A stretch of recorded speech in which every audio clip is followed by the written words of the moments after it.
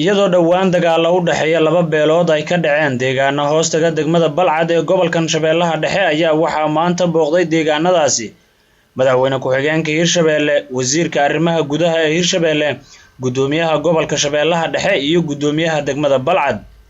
Mas'uuliyiinta ayaa soo kormeeray dhammaan deegaanadii la gubay intii ay dagaaladu socdeen. Deegaanadaas oo ah Jameeca Misra, Maqdas, Busle, Kulmisyarow oo dhammaantoodba basbeelay kadib markii ay dab qabadsiiyeen maleeshiya ka tirsanayd labada beelood ee colaaddu u dhaxaysay. Dhammaan guryaha ku yaalay deegaanka Jameeca Misra ayaa ah kuwa basbeelay, mana jiro wax guri ah oo ka taagan halkaas, waxaana deegaankaasi uu yahay kan uu saameynta ugu daran ku yeeshay dagaalada halkaas ka dhacay. Mid ka mid ah waxgaradka deegaankaas ayaa ka warbixiyay xaaladda adag ee halkaa ka jirta. booqashadii ay ku soo booqdeen dhacdadii ka dhacday baldaamihii la gubay ee kala ahaa Jameeca Misra, Maqdis, Kulmis iyo Busle. maanta oo ay taariikhdu tahay 1 bisha 6 2017 soonna uu yahay 5 waxaan mataqaanaan ku soo dhaweynaynaa maanta iyadoo booqashadaasi danqasho ay ku yimideen oo markii koowaad iyo markii labaad iyo markii saddexaadba ay yihiin ay wafdi kala socdo xildhibaanooyin iyo waxaas isla jiraan oo haddana maanta ayagoo wada jir ah ay noogu yimideen masiibadii ku dhacday dadkan si ay aga baaraan degaan ay ugu laxawsadaan oo ay ula qaybsadaan xanuunka. Sidoo kale iyaguna waxaa deegaanka Jameeca Misra warbaahinta kula hadlay gudoomiyaha degmada Balcad Cismaan Maxamed Xaadoole iyo gudoomiyaha gobolka Shabeellaha Dhexe Axmed Meyr Makaraan, waxaana ay ka hadleen dhibaatada halkaas ka jirta.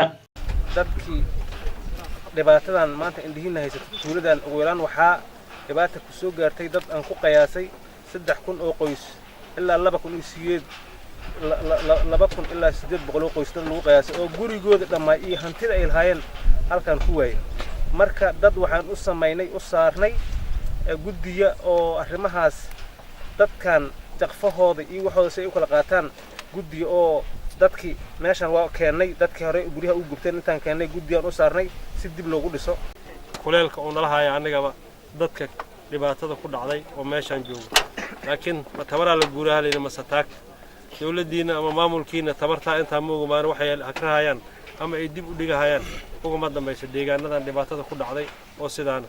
laakiin hadduu Ilaahay yiraahdo waa gaari doonaa, waana maartay anagoo ka guul keenay sida ugu soo naqayno ee dadka sidooda iyo si ka fiican marayaan. hadduu Ilaahay yiraahdo Ilaahay naftana gaarsiina waa arki doonaa. waxaa isna goobta ka hadlay wasiirka wasaaradda arrimaha gudaha ee Hirshabeelle Maxamed Cali Caadle oo sheegay in dhibaatada halkaas ka dhacday ay gaarsiiyeen dawladda federaalka iyo dhammaan beesha caalamka. dhibaatada meeshan ka dhacday waa qaylinay haday noqon lahayd dawladda federaalka iyo haday noqon lahayd beesha caalamka iyo deeq-bixiyaasha iyo doonariska cid kastaba waa dhibaatada waa gaarsiinay. hadda waxaa la yiri gacan waxay saqiidu hayn waa maaragtay kuma baahi beeli karto.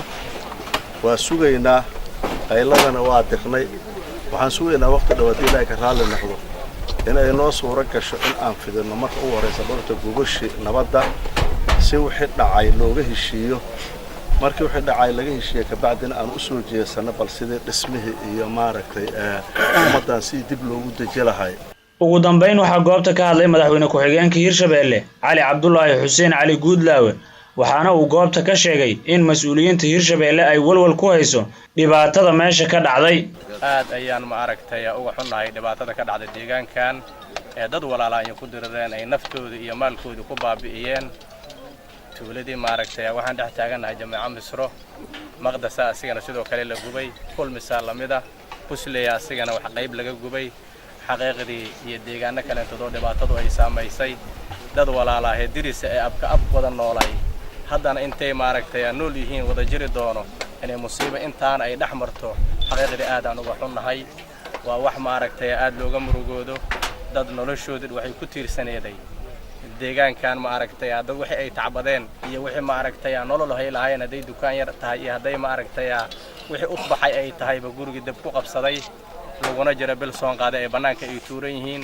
xaqiiqdii qof waliba waa dareemi kartaa xanuunkeeda. waxaan leenahay ummadan ilaahay bedel khayr ha u keeno. beelahan ku dagaalamay deegaano hoostaga degmada Balcad ee gobolkan Shabeellaha Dhexe ayaa waxa ay colaadoodu noqotay mid soo laalaabatay iyadoo dhowr jeer dagaalo halkaas ay ku dhex mareen.